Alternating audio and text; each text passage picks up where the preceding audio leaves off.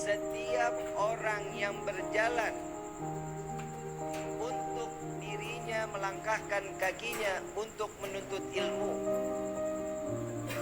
pastinya akan Allah siapkan surga untuknya. Baru jalannya, baru jalannya.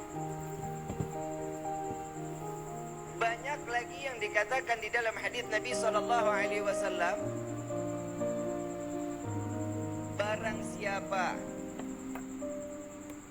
yang mendermakan uangnya, memberikan rezekinya untuk seseorang menuntut ilmu, maka orang tersebut berhak masuk ke dalam surganya Allah.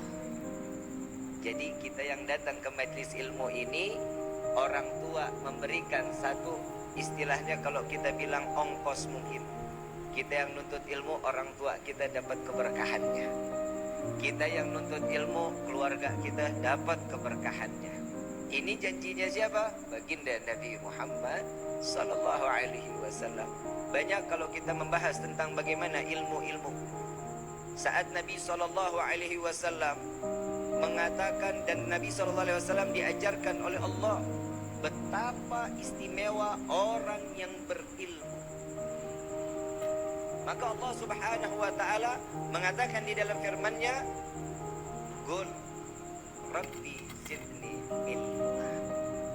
Di dalam firman Allah, Nabi diajarkan mengatakan, "Ya wahai Tuhanku, tambahi diriku tentang ilmu." Nabi SAW meminta untuk ditambahkan ilmu, tidak meminta kekayaan. Namun orang yang berilmu pasti dunia akan mengikutinya ila sampai yaumil qiyamah. Setiap orang yang berjalan untuk dirinya melangkahkan kakinya untuk menuntut ilmu, pastinya akan Allah siapkan surga untuknya. Baru jalannya, baru jalannya. Banyak lagi yang dikatakan di dalam hadis Nabi SAW. Barang siapa yang mendermakan uangnya, memberikan rezekinya untuk seseorang menuntut ilmu, maka orang tersebut berhak masuk ke dalam surganya Allah.